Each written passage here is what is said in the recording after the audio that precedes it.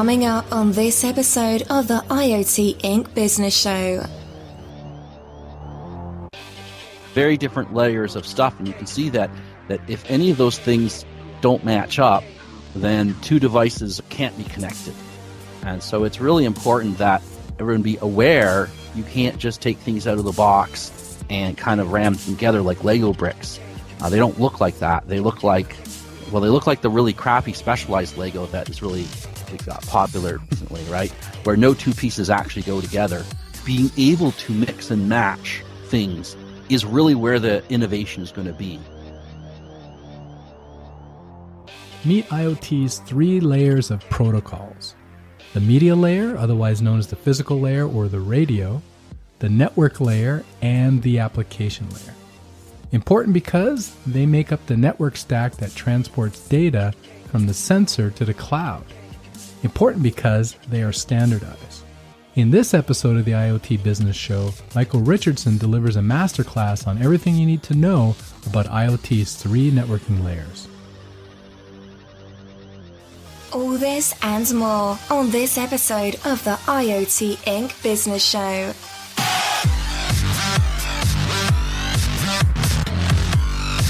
The people, the business, and the technology of the next generation internet.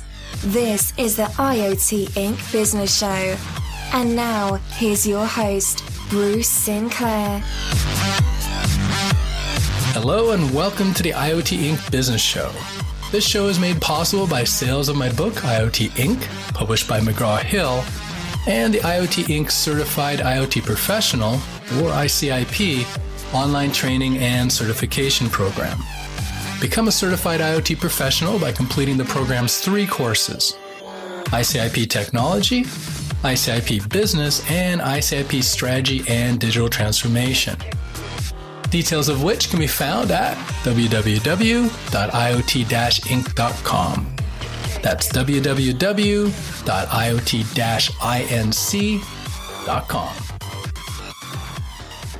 With me today on episode 6 is Michael Richardson. Michael is an open source and open standards consultant who's been designing connected products and security systems since the early 90s. He has authored a number of IoT-related RFCs and co-chairs an IETF working group on mesh networking. Michael presented at the most recent GoGoNet Live technical conference and was on the panel Top 5 Application Protocols in IoT Today. So I thought he'd be a great guest to take us through the three layers of protocols in IoT networking. Michael, welcome to the show. Hi, thanks for having me. So what have you been up to lately? What have you been working on? So of late, I've been working on layer 3 mesh networking for the OpenWRT space of Wi-Fi connected devices. Lots of gateway needs between low power Bluetooth 802.15.4 and the bigger Wi-Fi internet connected space of things. So that's what I've been doing.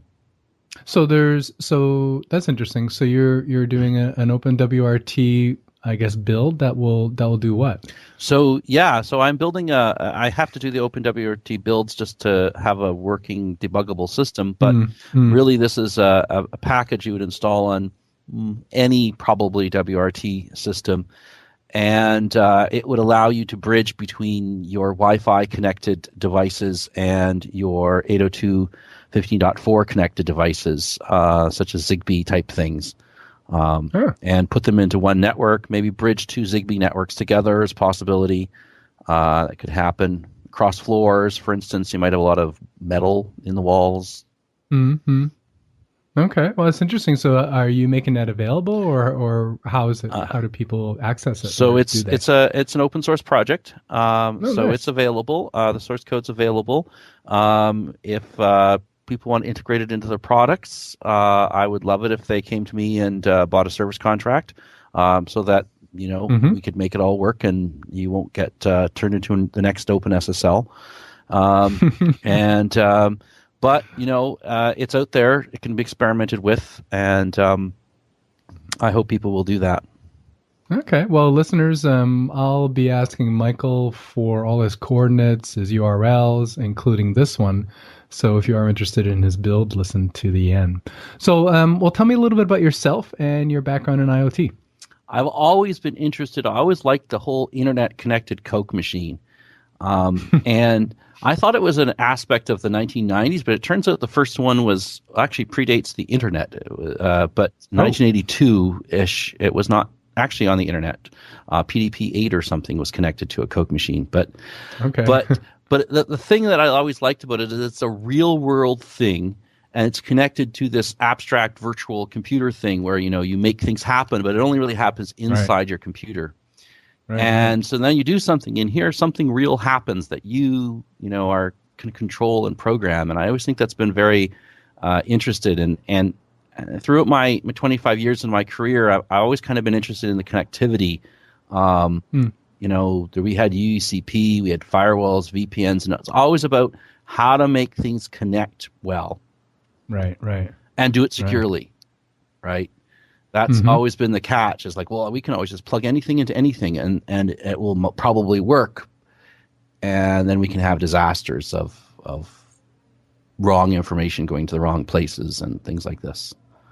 So when did you actually get involved in what's now called the Internet of Things then? So I was at the IETF. I've done a lot of work at the IETF, and I was asked to do a security review of a mesh networking routing protocol.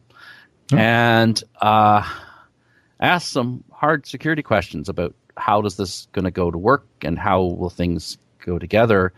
And I got a lot of blank stares and unacceptable answers. And I was kind of like, well, no one's going to use it if it really isn't secure, or you're going to get a really bad name. And in the end, what happened is that because I had spoken up and I got volunteered to solve the problem. And so that's how I got involved in it. And I thought the stuff that I saw that was being done back in 2007, I thought, well, this is really, really cool. And this should be happening beyond just, strange backwaters of industrial plants or things like this. Should be happening in your house, even maybe on your person, between your watch. And now I guess we have a Fitbit and all these other devices that we didn't have a few years ago. But, everyone was pretty sure that we're going to have multiple devices on our person. Yeah. And now the IETF is kind of your, night job, weekend job. What's your day job? I'm a consultant. I do security work. I build stuff, mostly products that are connected to things. I find that I wind up doing a lot of work in just the building of the stuff. So automated build releases and things like this is what I wind up doing because no one else will do it properly. And so companies hire me to do that and make it work for them. I see. Well, what's an interesting fact that most people don't know about you? Well, I got into computing very early, around 11. 11, yeah. I was very fortunate to have a very technology savvy father, but he was a sociologist, and he was simply unable to actually consume all of the IBM 360 compute units the university gave him, because they gave them out as if they're all civil engineers.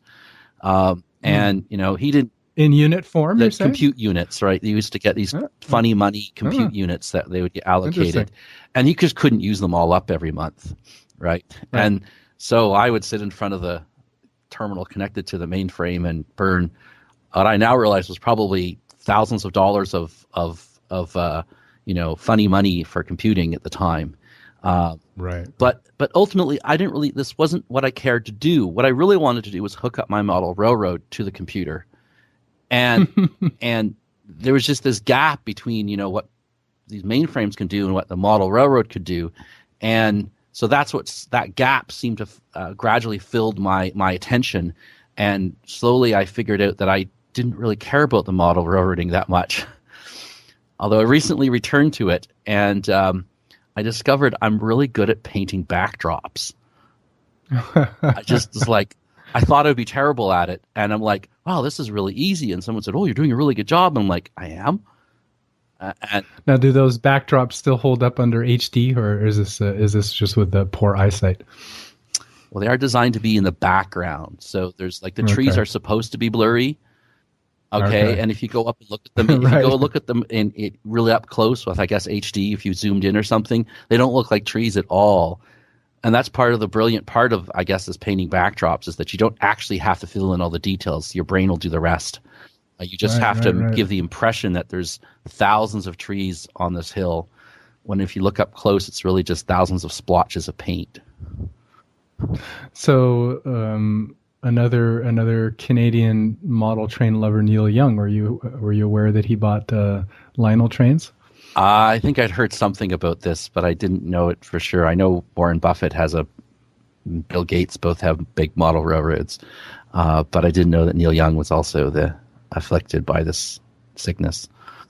Yeah, and it's funny because I remember, and you probably remember the same thing when TV started, transitioning to HD. And it's a little different in your situation for the backdrops, but the talk shows, they went from standard definition to high definition. All of a sudden, the backdrops of these talk shows look so cheesy. And if you look now, it's been years now, but they've all had to be rebuilt. But I guess they just had to build them to the fidelity of the technology at the time. Well, I also heard that the problem with news anchors is that suddenly everyone could see their blackheads and stuff like this, and they started freaking out because this was never an issue before for them. Yeah, bad makeup and the rest of it. All right, well, let me set the stage for this podcast. So for the listeners that have been staying since the beginning, I've been more or less working through the data, following the data from sensor, and we're going to follow it all the way through to analytics. But where we are now is a connected sensor. Within that sensor, we've got the memory. Within the memory, the hardware memory, we have software, a real-time operating system within that, and then the communication stack. And it's inside the communication stack that we use certain protocols to package the sensor data and to send it on the network, so to be ultimately acted upon. So that's what we're going to talk about right now. At a high level, Michael, can you describe the three protocol layers and their relationship to each other? So we have a media protocol, and that's the physical layer, and I would liken it to, the plugs on the end of your clock radio. If the media layer doesn't match up, then nothing works. U.S. radios don't fit into European outlets. The next layer is the protocol layer, and there's a lot of squishiness as to what exactly is protocol and what is other pieces.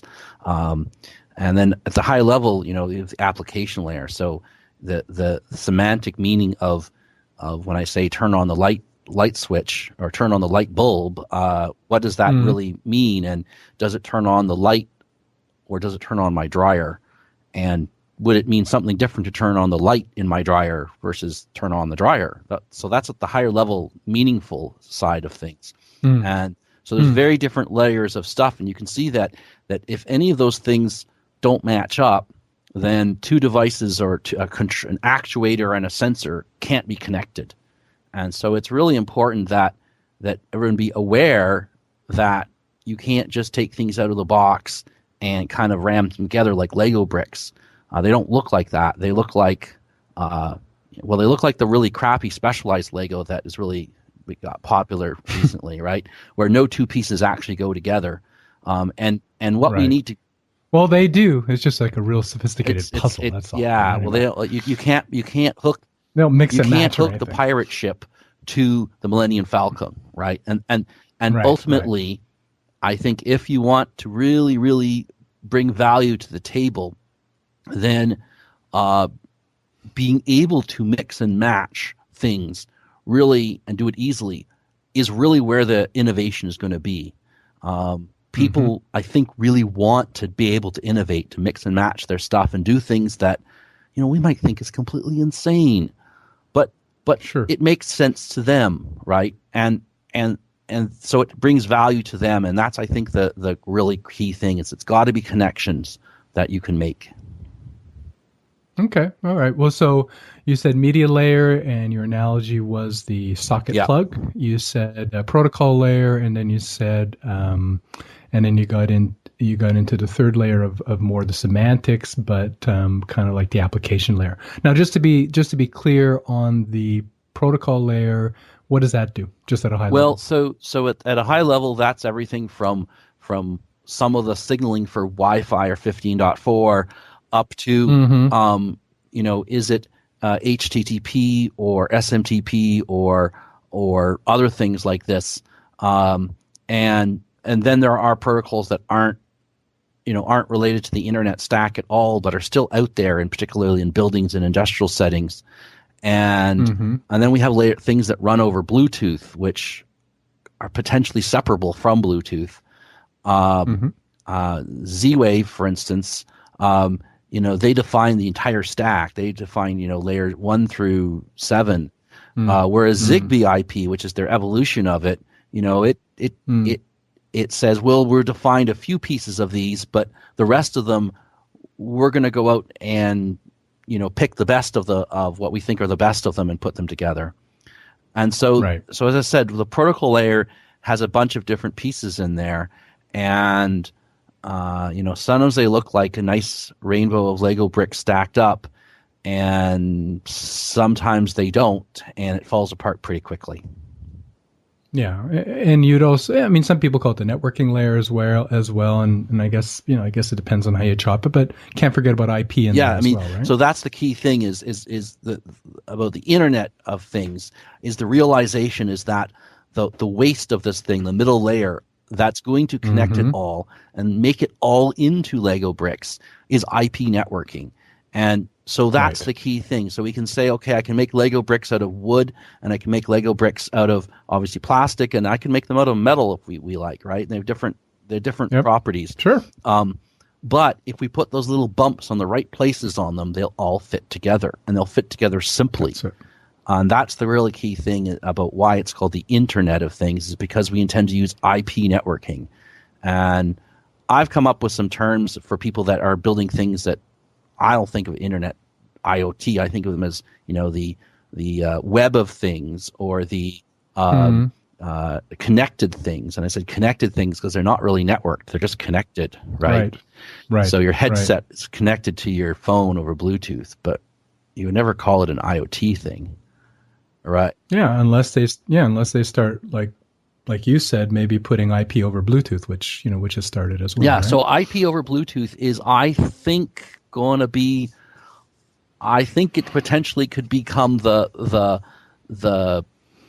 killer space of things, but I'm not quite sure that we're there yet. But I see signs that the Bluetooth SIGs really realized that they missed it last decade. They gave us the term PAN, right? That's from Personal Area Network, right? All of the other technologies have the PAN ID, as part of their technical things, and that came from Bluetooth, right? That was going to be the network that ran on your body. And that never happened. We got headsets that connect to your phone, and now we have some, Fitbit or other kind of monitors that connect by Bluetooth, but your headset still doesn't connect to your Fitbit, right? No, and hallelujah, I'm with you, brother, on the IP, and I think like you, that's going to be what stitches everything together, and then we can standardize out from there. So let's dig into each of these three, and then we're going to look at some examples. So the media layer and its protocols. Let's not spend too much time on this, but dig in a little bit. What are the standards? What are the de facto standards here? Let's talk about this a bit. So the media layer. So in the industrial spaces, and like machine plants and municipal sensor networks and water metering and that kind of stuff. It's 802.15.4. So this is a fairly low power protocol designed to run on batteries. And it has a fairly limited distance and a fairly low bandwidth, like less than a megabit, often as little as 50 kilobits per second. Right. So back in the speed of dial-up, that way. Dial-up that is only available 1 second in 60, for instance, right? So that's the kind of speeds you can imagine with a stutter. Elsewhere, particularly in the home space, it's about Wi-Fi. I understand that for instance, the next revision of Nest will have both Wi-Fi and 15.4, for instance, acting a bit as a gateway. But IP networking is kind of going everywhere. There's this 30-year-old specification called Building Automation Controller Network, BACnet, and it runs over RS-422, which is it's the industrial version of the cable that used to connect your computer to your modem. You remember we had external modems, right? Take that, imagine that cable, run it through the ceilings of every single commercial building in the world. That's what hooks up the air conditioning unit to the thing that controls it. Whether you're going to get hot air or cold air in your office. No kidding. Right? No kidding. And that's the people you complain that when you go to complain, my office is too hot or too cold. They go and try to tweak this, right? And so it runs at like 9600 baud, and it's being converted to run IP. Okay, so that. And what's it called again? BACnet, BAC. BACnet, right? Okay. And so, it's. We're not going to have devices on our person that are going to interface to it. I mean, it's wires in the ceiling, right? It's not wireless. But if things work right, I should be able to query that sensor in the ceiling that tells how hot my office is, and legitimately be able to complain it's too hot or it's too cold that way.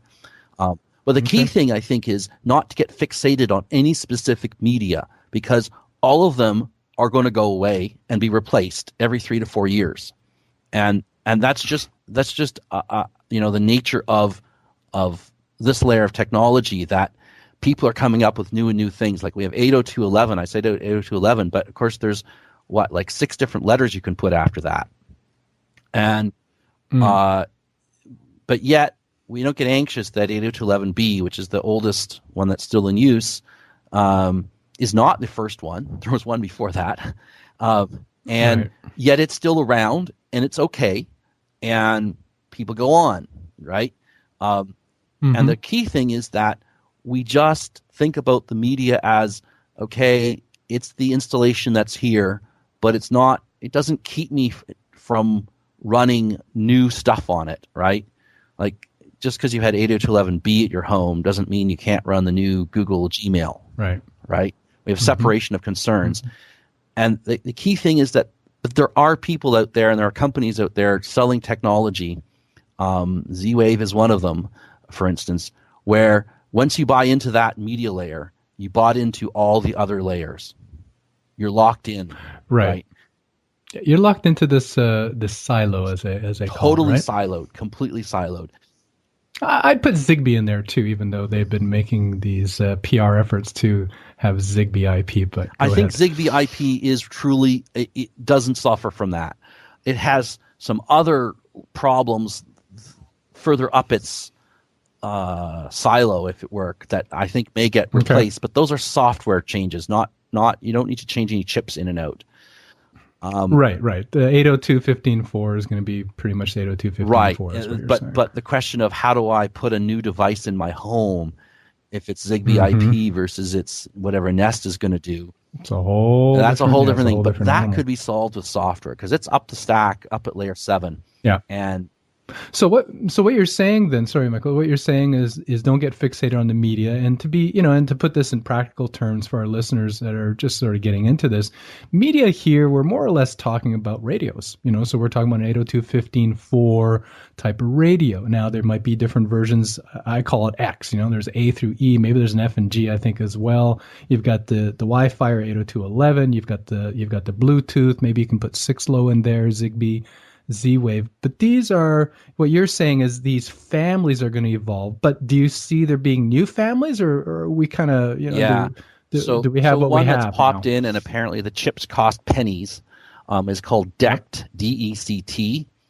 Odds are, if you've bought a cordless phone, not a mobile, but a cordless phone for your house in the last 3 years, the odds are it's actually a DECT cordless phone using that protocol. As I said, the chips are apparently pennies. They run off of batteries for ages, and it can do a couple megabits or something like this per second, when it's fully worked out, and it could just come from behind and eclipse 15.4 and Bluetooth and maybe even parts of Wi-Fi, or not.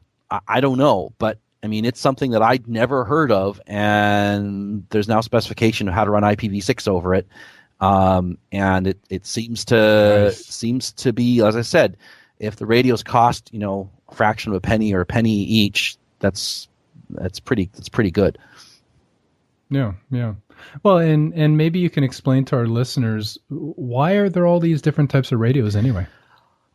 Every single frequency in the band, whether it's licensed or not, and of course the licensing, whether it's licensed or not, varies by country, because there's some places you can do some things, you can't do other things in other places. Each one has different different trade-offs, right? The 800, 900 megahertz stuff goes through walls really easily, and the 700 megahertz stuff even better. But we were using those for analog cellular for a long time, and so they were unavailable. So they suddenly became available, and when analog got turned off in a lot of places, and they're now being used for the next generation of LTE, for instance. So suddenly you can say, I can build a radio at a particular power and complexity in this band and do something really cool that I couldn't do in a different band. And so that's part of it. The other thing that's happening is that I think that the ability to build very purpose or geometry specific antennas is going up much easier. There's some, I don't know if people are literally doing 3D printing of antennas at this point, but I would imagine that they will if they aren't doing it yet. But they're interesting. So you're saying printing the 3D, I guess, shape of the wave? Doing the waveguide as a 3D printing kind of thing. So a complicated shape. So we're already see 15.4 antennas are being laid out on PCB boards as part of that standard process. Where you can't do that with a Wi-Fi antenna. You've got to have a physically different thing from it, as far as I understand anyway. So suddenly there's people doing things, and then we have synthetic aperture antennas that they needed a lot of CPU power to make it happen, and suddenly it's cheap enough to do, right? So I mean, the whole concept of having a synthetic aperture radio, in the 1980s, it was just like, oh my God, yes, but we would need like 6 supercomputers to process the data from it, and you did. And now I think you can do it in a mobile phone processor easily. Now, wait a second. Maybe explain synthetic aperture. So that means instead of having an antenna that is a single wire or tube, you have a whole bunch of tubes spread over some amount of space, perhaps inches, perhaps could be even meters of space. Yes, several yards long. And you can actually steer the antenna doing this by changing the phase of the different pieces of it. And so you can point the antenna in the direction you want. And by pointing it, that means that the power only goes in the direction you want, which means either you can put more power in the one place, or more interesting is you can have a higher bandwidth with a less amount of power, because you're not wasting power telling people that don't care about you what's going on. Right. Okay, so on the media layer, I mean, a good takeaway, I guess, is you need different radios because you need different frequencies, and you need different frequencies because you're going to have different use cases. You're going to have different geometries. You're going to have different distances. Is that a good takeaway? Yeah, exactly. And the thing about it is that if you're doing the Internet of Things right, then don't have to use the same media for all uses at all the time. There's obviously some inventory and productions and stuff savings to having fewer types of media involved, but that I think you shouldn't be scared of saying, you know what, I'm going to use an appropriate media for the use that I'm targeting, and the other 95% of my application is going to stay the same. Yeah. And I'm a big believer in standardization, but I agree with what you're saying. I mean, in this case, you need to have a choice, and you can't standardize obviously on one radio. So there's going to be, whether the de facto standards or there's going to be multiple standards, but you're going to have a whole bunch of different media layers, radios, whatever you want to call them, and you need to choose the right one for the right job. So let's that's helpful. Let's move down to the protocol layer or to the network layer. Let's just dig in a little bit more. I think we kind of were identifying contenders in there. Of course, you've got the history of home automation, and that's where the ZigBees, the Z-Waves. I even have Insteon. I even worked with Insteon. We haven't really brought up that one in a while, or yet in our talk. And then you have the automation. The mod buses and the profit buses. Can you talk, I guess, just a little bit more on this layer? So the network layer of today is legacy IPv4 with private IP addresses with HTTP running over it, so you can get through the home firewall. That's what you see for the majority of home and consumer devices.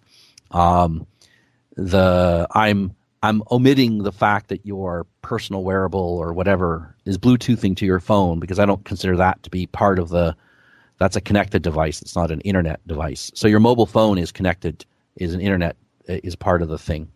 The network of next week is IPv6, and on top of that is a layer called CoAP, and that's the Constrained Application Protocol, and it's basically a binary compressed encoding of HTTP that gets rid of some of the large variety of options and fits in maybe 20 bytes instead of 200 or 300 bytes.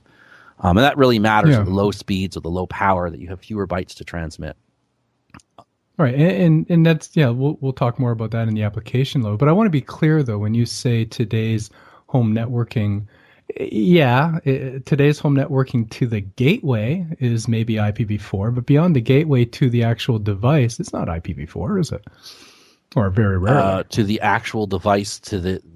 So to the temperature sensor, for example, and that's kind of what we've been talking about. I mean, IP seems to hit the home, but then it ends in, I don't know what the equivalent of the last mile is for IoT. As far as I can see,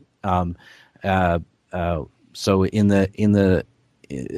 there are, if you talk about a temperature sensor that you're going to put somewhere, it's either running a completely proprietary thing back to its gateway, or it's running, in many cases, it's running IPv6 and CoAP, but they didn't announce that. They didn't tell anybody about that. They're not actually ready to interoperate with anybody. So they don't talk about that. So my understanding is that Nest is using IPv6 and CoAP to talk to its sensors at this point, but directly from the Nest thermostat, which is the gateway to that between those two things. Whether that's actually deployed or whether that's just about to happen, I don't quite know. But that's what I get from what I'm seeing there.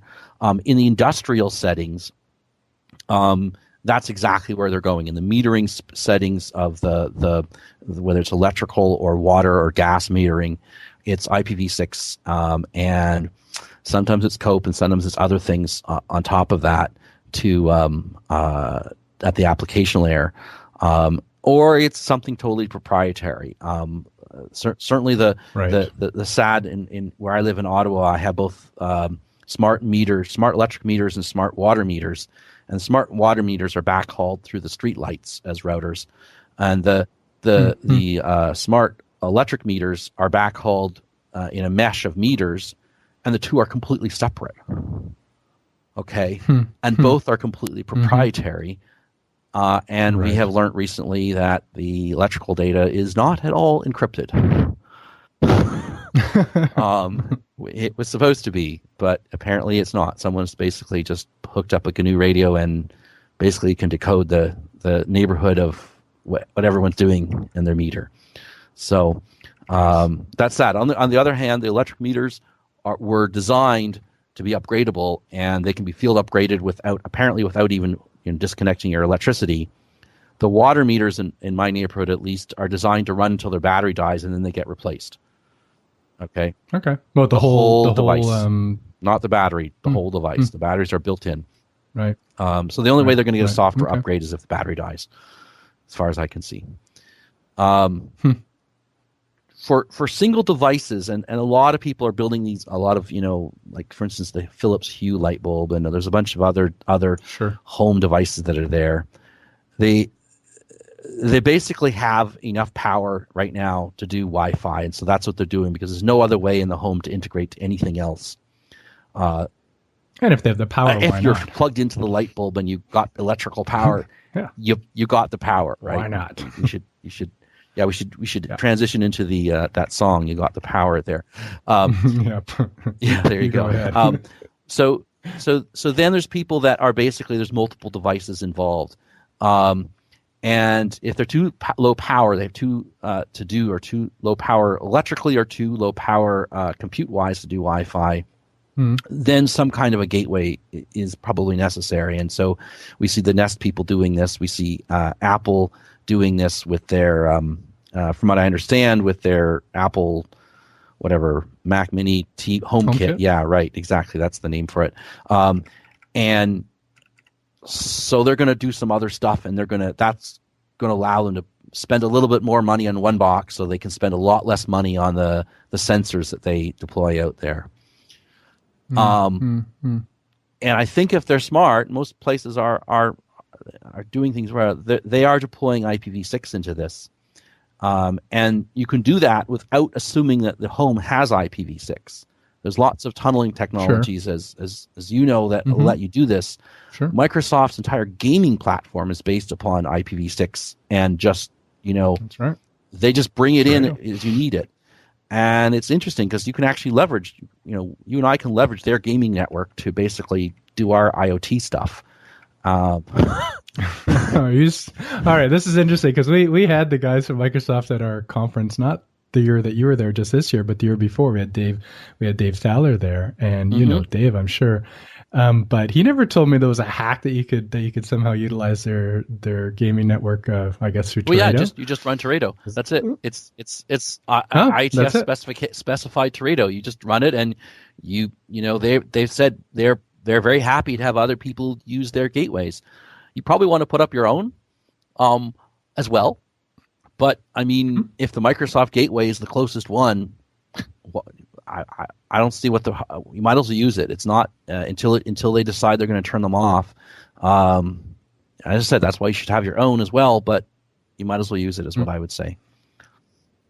Yeah. Well, and as you alluded, we also. I mean, that's my first. I guess time I started getting into the IoT market was through their platform. We have something called a home access platform. That's a client that runs IPv6 to the home, and then it'll proxy to IPv4 if necessary on either end.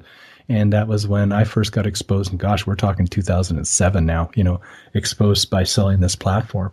But it's interesting. What you're saying is there's a lot more IP parentheses v6 and the parentheses than maybe we know about. That's kind of the message I'm hearing from you. Maybe they're not saying it, but it's there. Yeah, they're testing exactly. That's what's happening. And in the best deployments, you don't know because you don't care, right? Sure, and you shouldn't care. And I wanted to say that I think that in some industries, people are thinking, I don't care if my device doesn't last very long. Because it'll get replaced, right? And I'll make more money, and so I'll just make it for IPv4 only, and that'll be it, all right? And I think that's a interesting point of view, but I think that the problem is that if I replace your device, I think that because it can't do the new networking, and it can't be upgraded, then I'm most likely to just buy someone else's device, right? Yeah, that does the right thing. Kind of and as I was thinking about this, I realized there's something that I've observed that I was really perverse, is that sometimes the device that's been around the longest is actually the thing that winds up constraining and shaping the entire industry for decades. Okay? Mm-hmm. And I look at the parallel port, right? I mean, you still see laptops today with parallel ports. The serial ports and all sorts of other things have disappeared. The modems have disappeared.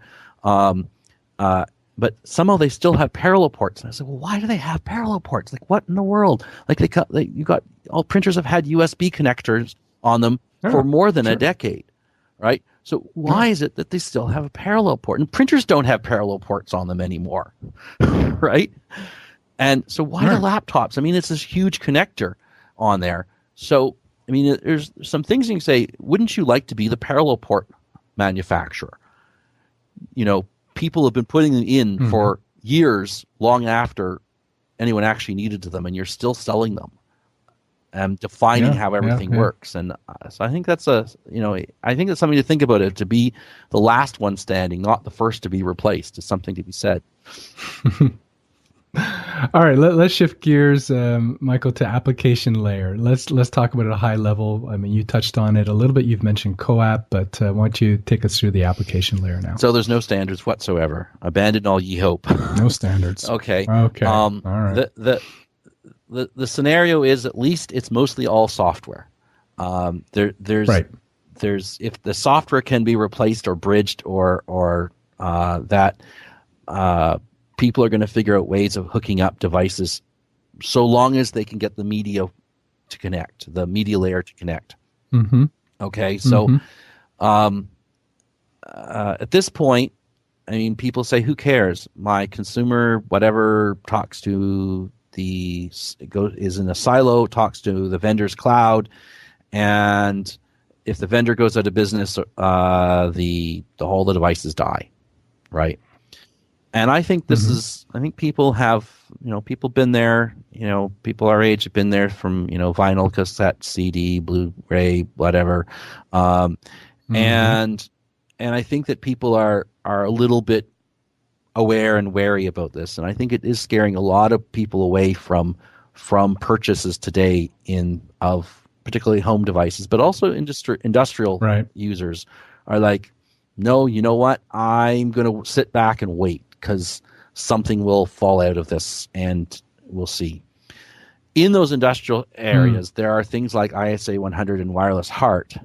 And they have a multiple layer stack. ISA 100, now one of the subletters of that now specifies IPv6 and Ripple and lots of IoT specific things, and then carries its original industry specific application protocol over that.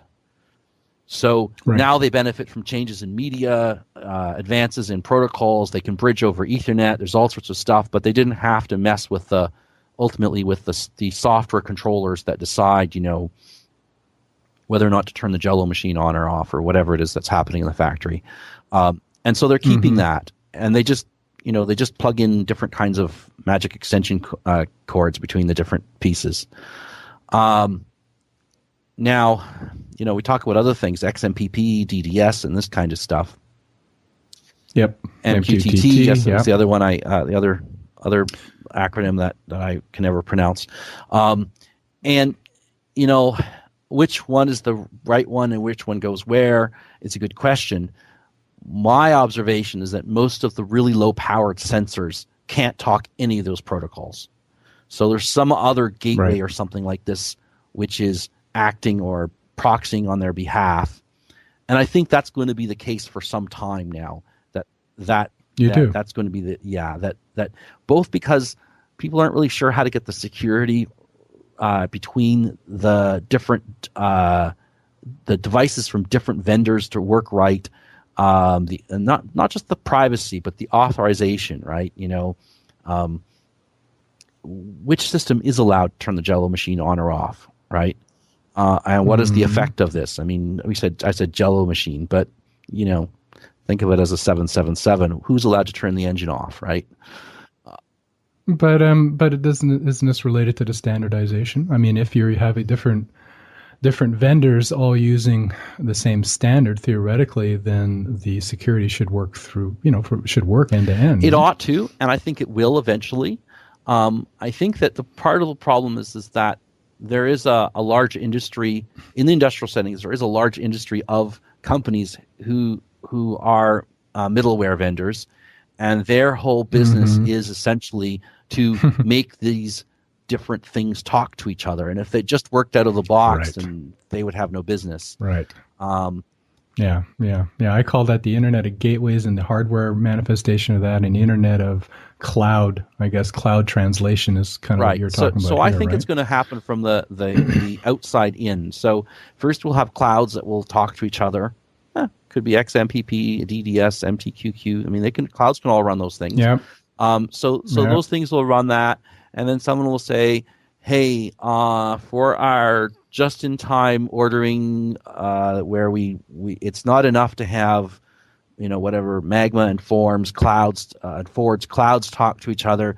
Now we actually need to have the factories talk to each other, and they'll set up some direct connection that has a lower latency and better service level agreements and things like this, and they'll get some other kind of communication happening of what's going on, and so that's going to keep going down the.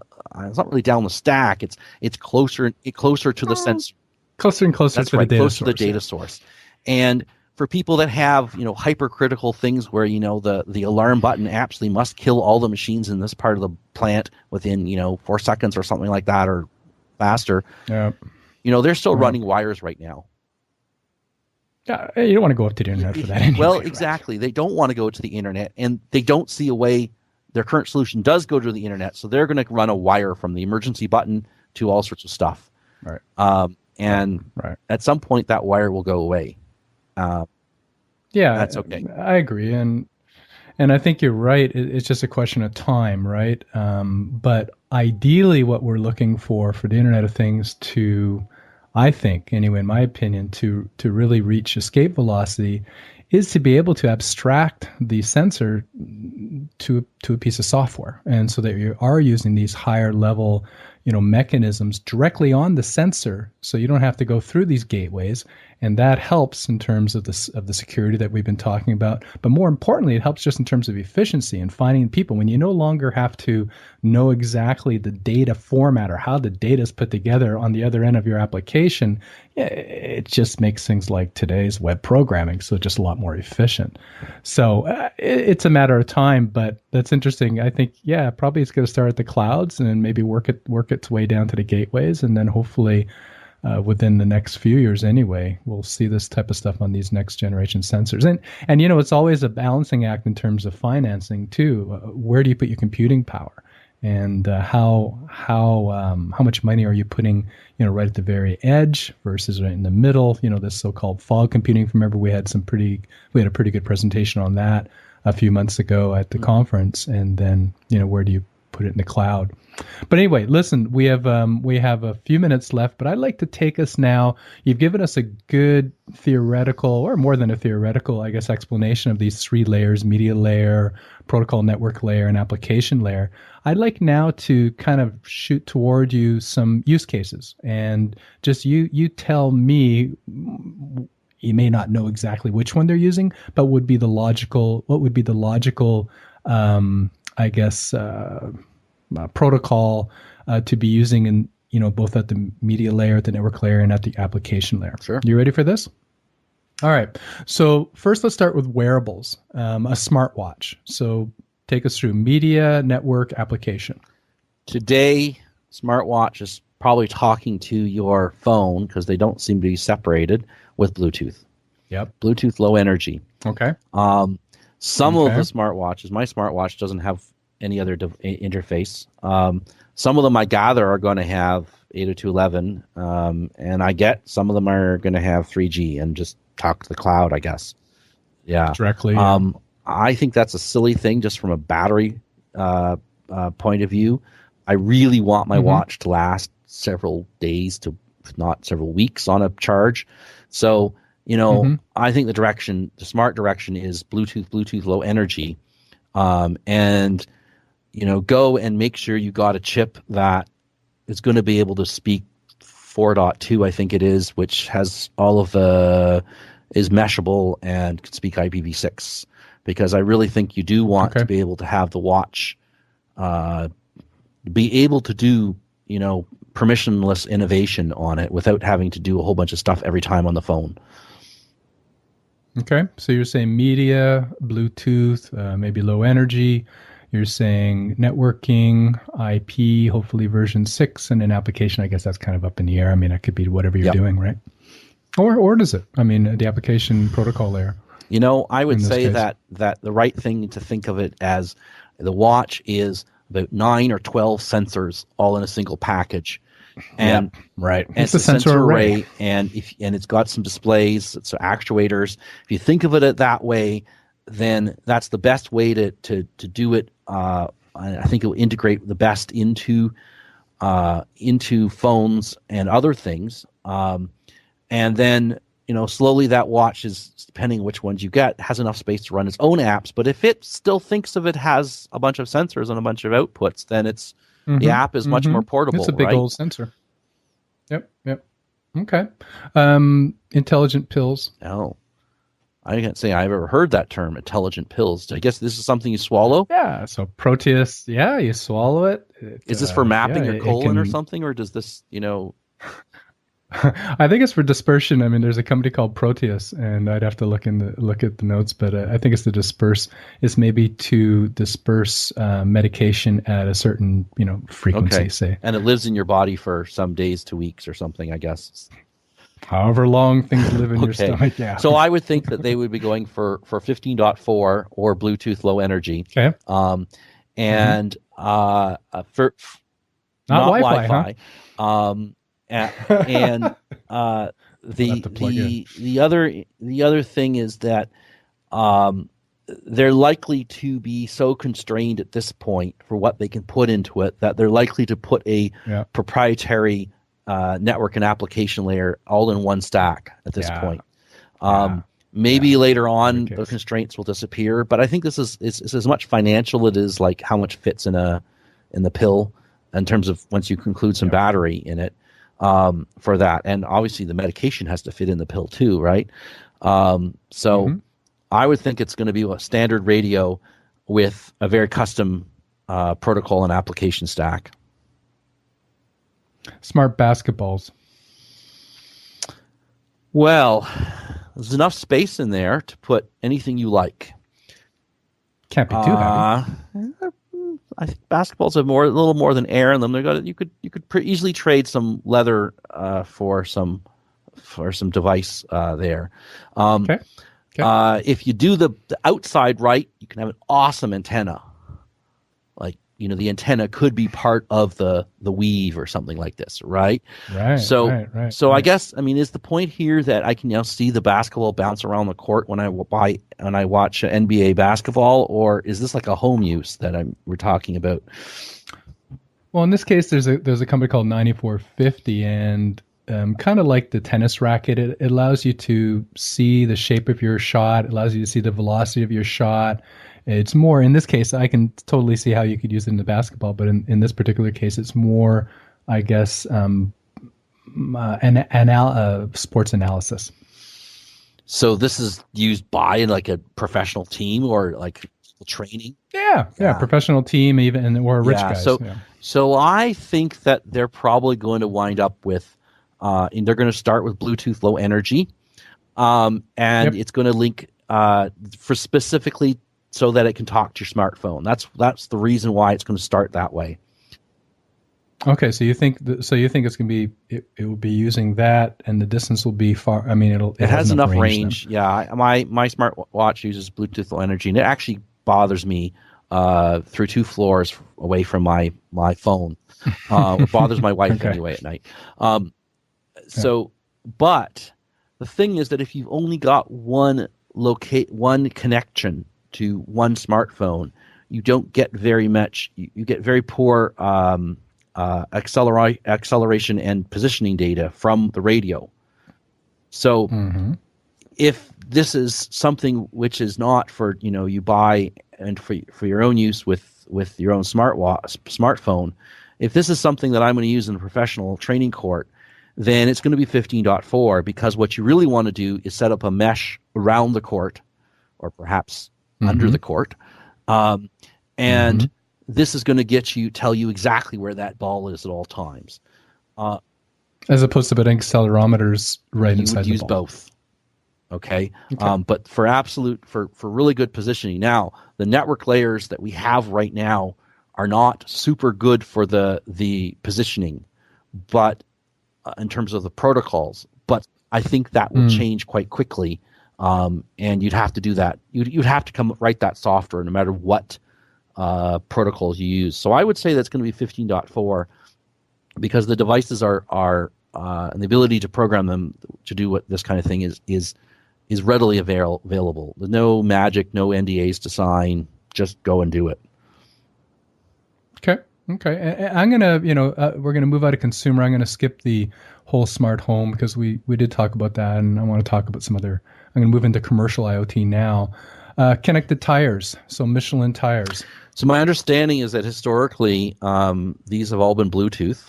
And I heard a joke that some of the in-car systems died when two cars were next to each other, because the one vehicle said, "Wait, I have 8 tires."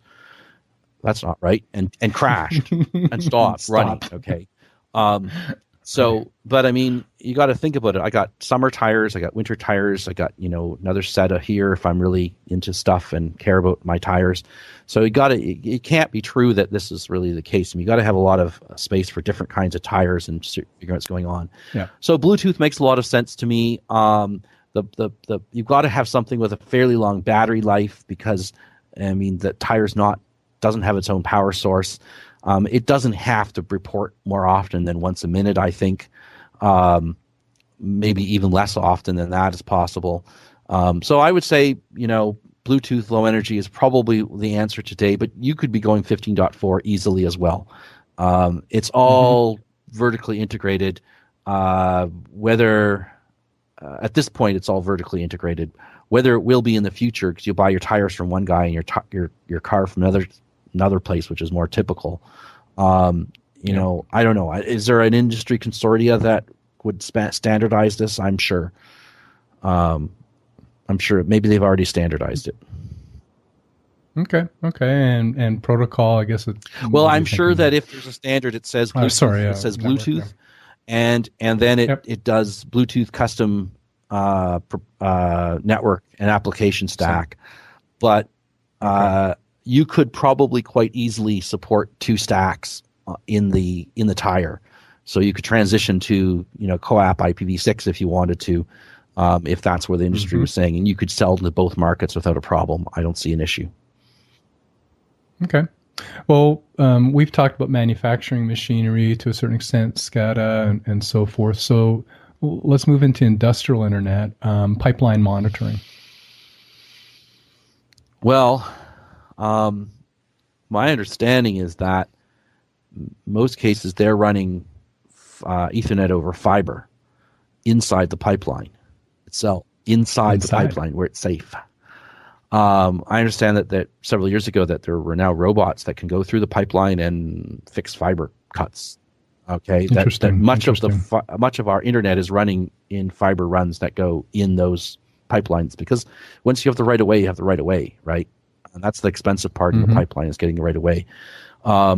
So it would surprise me if they're doing something that the distances involved are long. Throwing a bit of DC power in, or a battery in every, whatever the right period of time is, 500 meters or something like that between sensors maybe, would not be a big deal.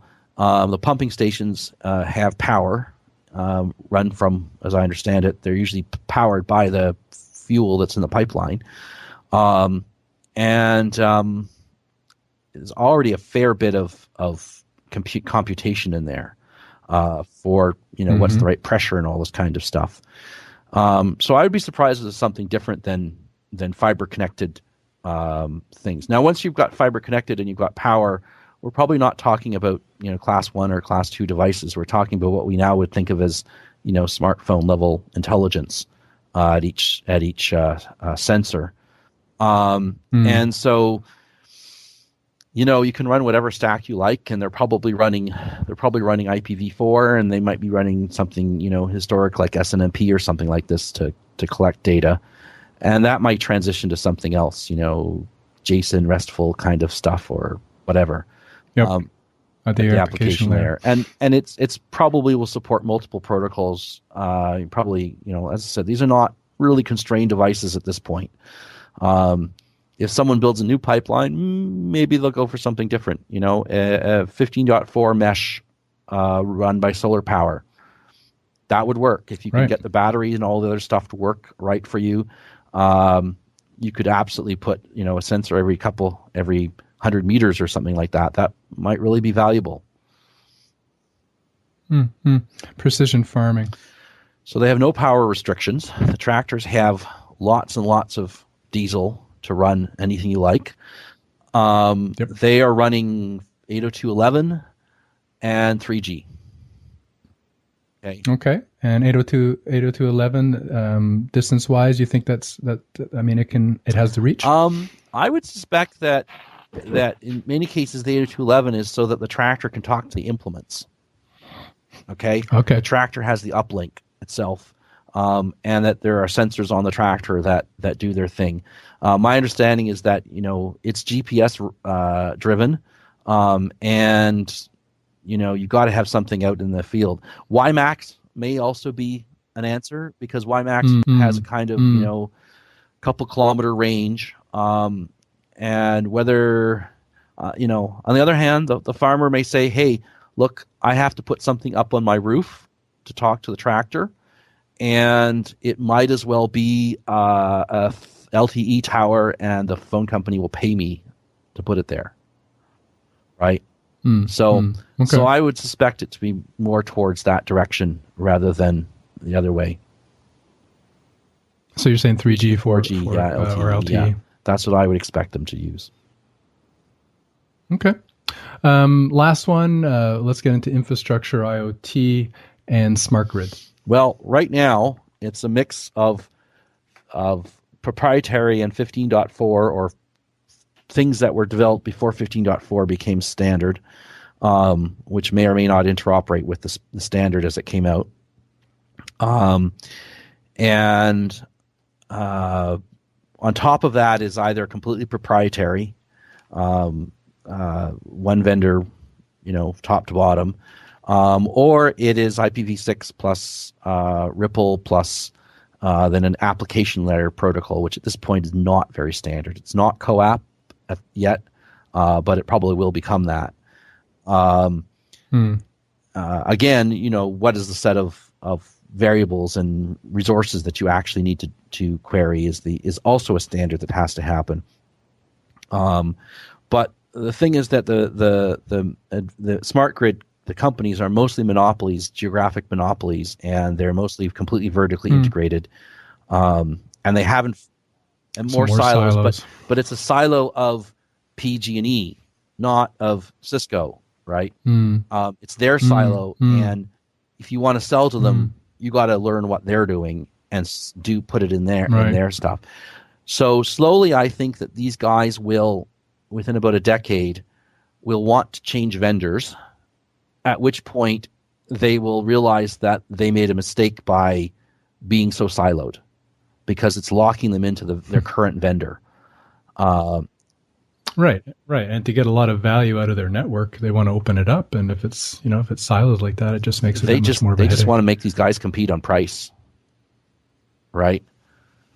It's not about opening their network. It's about they're going out to their vendors and going, I can't replace every device tomorrow, but I'm going to replace 1 million of them next year. So, who's going to give me the better deal?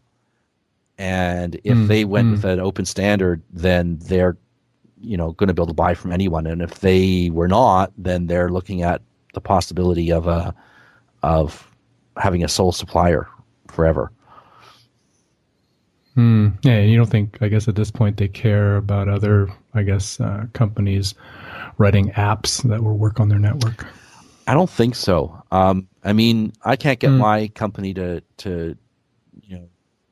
Well, encrypt your data. Encrypt it, but even from their cloud, I can't get them to give me a CSV file.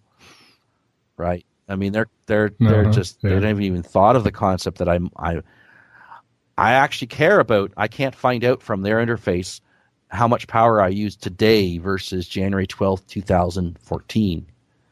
Like, that's what's really interesting to me. Like, am I doing better or worse than last year, not last month? Sure.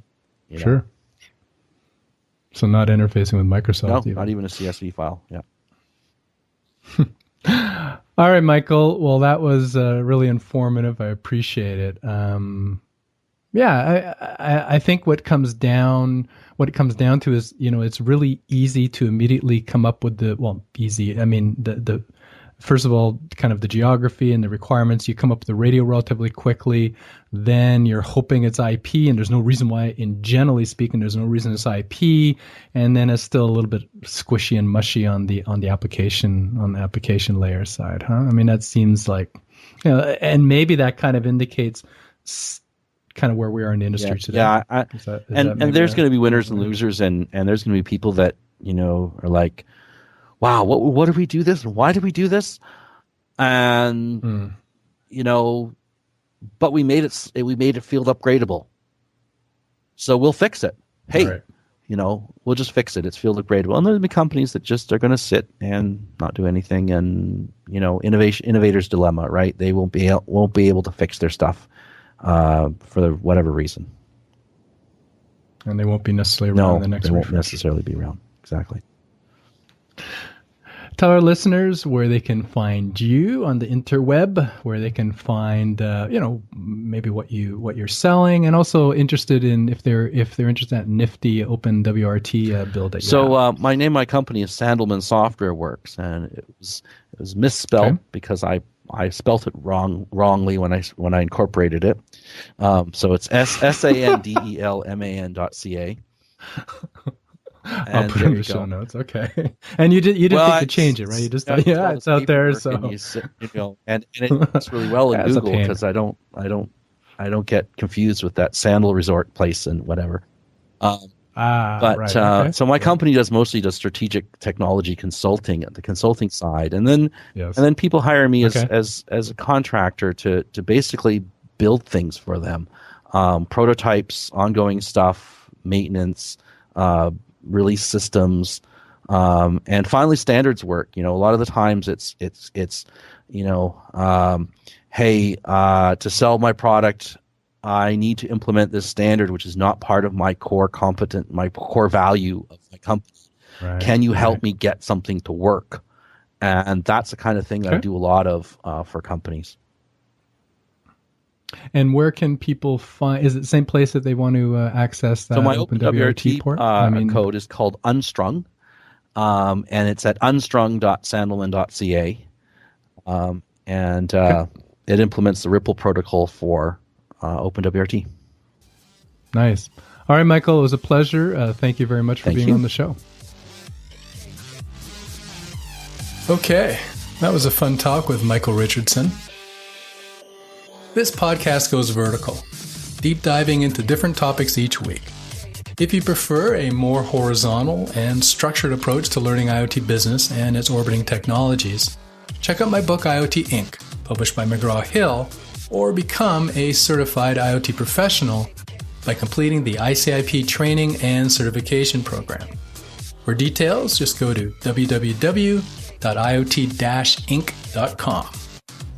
Also go to www.iot-inc.com for an analysis of this episode, links to things that were mentioned during the episode, and very importantly, the episode's PDF transcript. Just search for the name of the episode or the guest. If you're new to this podcast, subscribe. That way you'll get every week's episode delivered straight to your device. Or, if you've been listening for a while, there are 3 ways you can support the show. You can leave a rating or a review on iTunes. Just go to iot-inc.com/iTunes. It only takes 1 click to leave a rating, a little bit longer to leave a review. You can share it on social. I'm on LinkedIn, to a lesser extent on Twitter. And of course, you can support the show by buying my book, IoT Inc., or the ICIP training and certification program. It's how I pay the bills. Next week's episode is a panel, Top 5 Application Protocols in IoT Today. I hope you can join me then. I'm your host, Bruce Sinclair. Thank you for listening. Until next week, may your path to IoT business be a snappy one. You have been listening to the IoT Inc. Business Show.